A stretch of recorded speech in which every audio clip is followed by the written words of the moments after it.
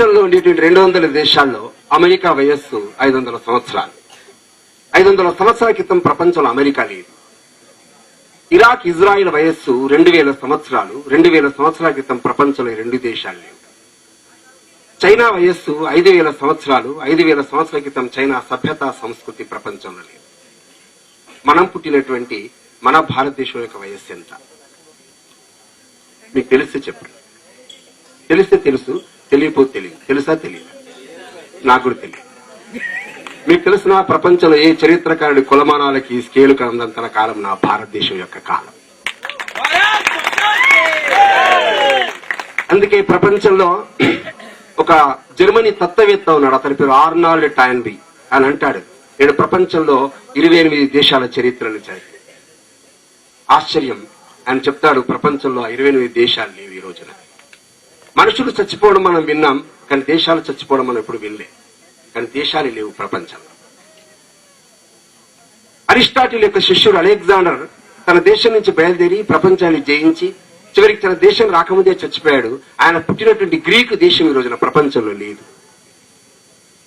రెండవ దేశం వస్తువులు తయారు చేసింది, వస్త్రాలు తయారు చేసింది, విదేశాలకు ఎగుమతి చేసి ద్రవ్యాన్ని సాధించింది, ప్రపంచంలో ఒక విశ్వ సామ్రాజ్యాన్ని సృష్టించినటువంటి దేశం రూపంలో లేదు.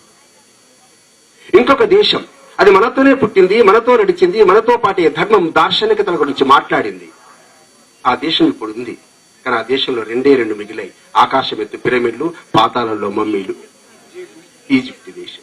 కొన్ని పేర్లు మనకు తెలియదు, అస్సిరియా, సుమేరియా. కొన్ని తెలుసును, మన పుస్తకాలు రాసి ఉంటుంది, బాబిలోనియా, మెసొపొటేమియా.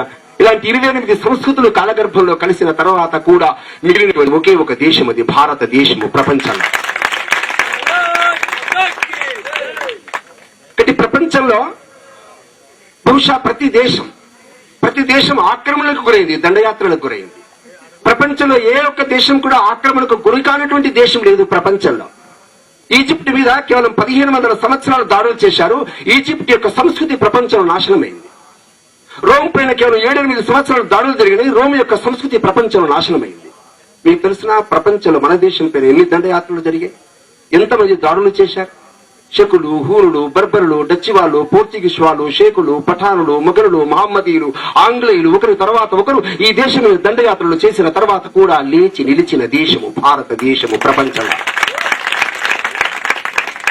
ఎందుకు మీకు తెలిసిన 1857 నుంచి 1947. 1857 అనగానే మనకి సిపాయిల తిరుగుబాటు మన పుస్తకంలో చదువుతాం. అది సిపాయిల తిరుగుబాటు కాదు. ఒక మంగళ పాండేతో పాటు దేశంలో ఉండేటువంటి వేలాది మంది ప్రజలు ఆ రోజున మీరట్ ని ఆక్రమించారు, ఢిల్లీని ఆక్రమించారు, భూపాల్ని ఆక్రమించారు, గ్వాలియర్ ని ఆక్రమించారు, ఝాన్సీలో విప్లవాలు తీసుకొచ్చారు. అదేవిధంగా ఉత్తర భారతం అంతా 3 వ్యక్తులు, నానాసాహెబ్ పేష్వా, ఝాన్సీ లక్ష్మి, తాంతియా తోపే, అక్కడి నుంచి మొదలుకొని 1947 స్వతంత్రం వచ్చినటువంటి ఈ 90 సంవత్సరాల కాలంలో నా భారతదేశంలో దేశం కోసమే మరణించినటువంటి వాళ్ళ సంఖ్య ఎంత? మన లైబ్రరీలో లేదు. ఇక్కడ ఇంగ్లీష్ వాడు రాసి పెట్టుకున్నాడు. ఇంగ్లీష్ వాడు ఎందుకు రాసి పెట్టుకున్నాడు? తన్నులు తినది వాడు కాబట్టి.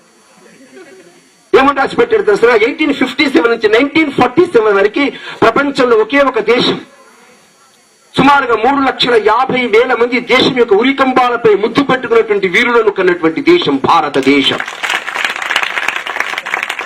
ప్రపంచంలో బోల్షివిక్ విప్లవం, ప్రపంచంలో రష్యా విప్లవం, ప్రపంచంలో ఉండేటువంటి ఫ్రెంచ్ విప్లవం, ఇలా విప్లవాల్లో కూడా పాల్గొన్నటువంటి అతిరథ మహారథులు ఈ దేశంలో పుట్టారు.